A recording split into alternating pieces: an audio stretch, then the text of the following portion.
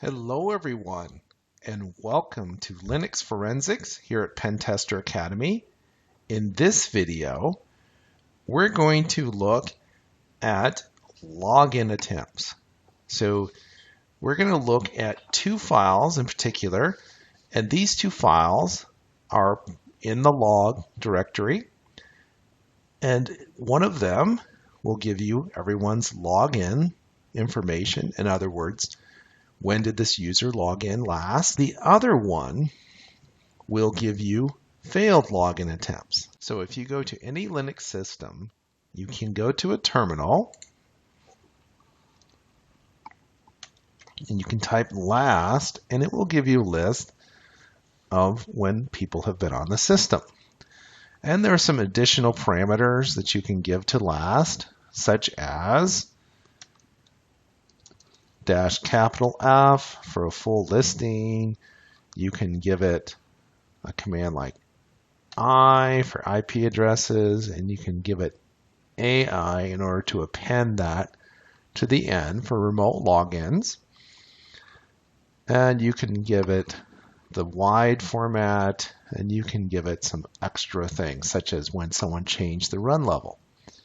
If you do that, you see that you get a little bit more information. And of course, that's what we're going to do on our image that we've mounted. So let's go ahead and go back to our script. So my script starts out just like most scripts that I would have, with shebang, bin bash,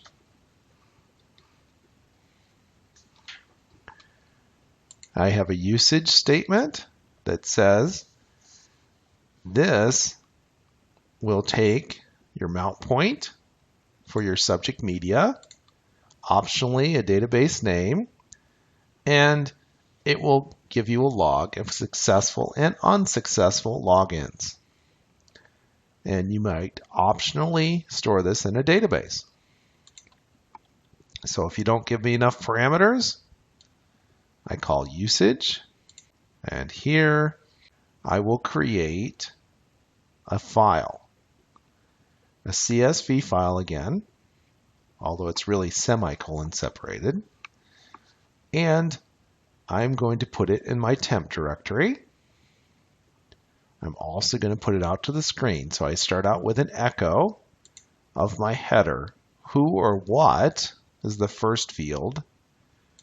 The terminal or an event, if it's not a who, if it was a what in the first column, a start time and date, a stop timestamp, elapsed time, and an IP address.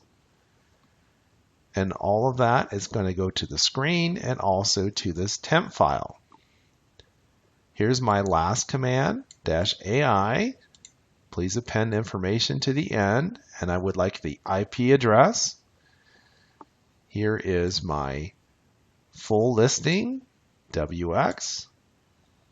It's giving me everything, and here is a file. So last will optionally take a file instead of the standard one. So this allows you to run last on the image.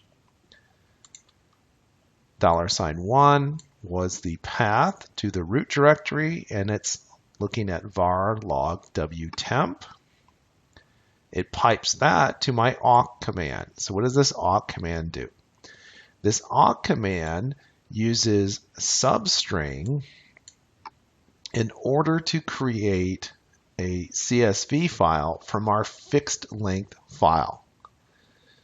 So if you look at the results from last, everything appears in a fixed column, and this is just a set of substring commands that are put to awk in order to bust that up into fields.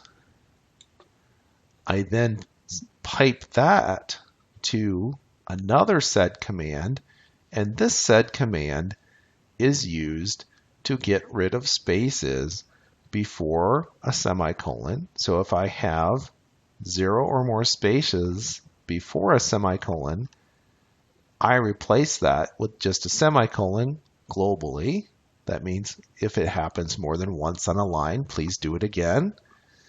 And I also get rid of any trailing spaces before the new line using something very similar. If there are spaces before the new line, substitute just a new line, please. I then pipe that to my T command. Here again, because I'm appending, I use a T-A.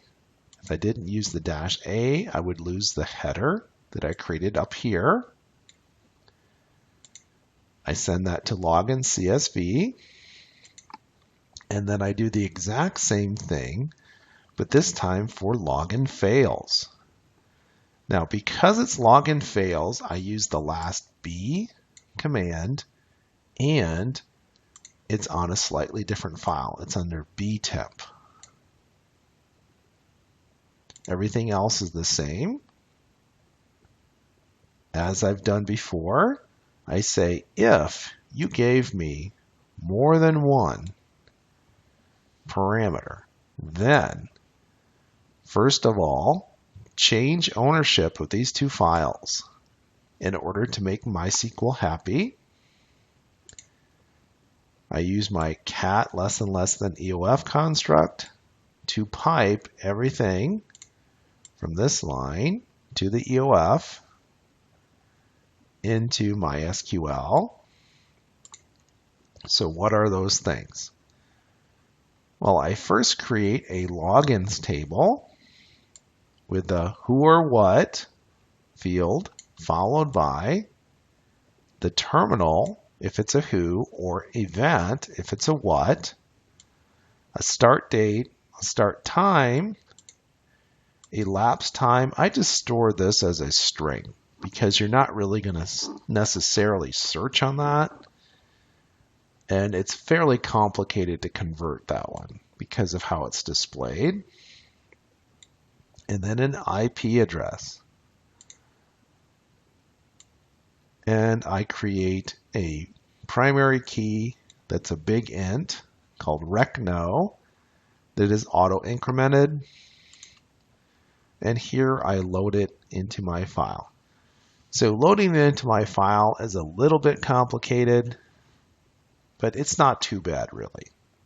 You know, we've done similar things before. So I call load data in file, temp logins.csv into table logins. Fields are terminated by semicolons. All this stuff is standard. I say ignore one rows because I have a header. Here I say who or what, etc. And the only thing that causes me grief are the date times in my table. How do I deal with that? I set the start date time to string to date. Now, string to date has a misleading name because this will actually return a date time and not just a date. That is, if I have in fact given it time information as well as a date, it will create a date time. So I give it the day of the week, the month, the abbreviation of it, the day in the month, hours in military time, minutes, seconds, and then a 4-digit date.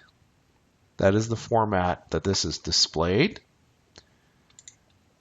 And I do the exact same thing for stop, and that should import my information. Here I have create table login fails. That is the exact same kind of a table. It's just for failed logins, and the format is the same here. So this is essentially repeated. Here's the end of my SQL statement, and here is the end of my if. So I'm going to run getlogins.sh on media part 0, and I'm going to connect to database case 2015-39. I'll let this run. It does its thing, and then it asks me for my database password. I give it to it. Boom, it's done. If I go to my database, do a show tables, I will see a couple of new tables. I now have login fails and logins. So if I do a quick select from login fails, I will see that in fact I recorded my login failure on March 9th for the user LightDM. Well, that's all for this video. As always, if you're enjoying these videos here at Pentester Academy, please tell a friend. We'll see you soon.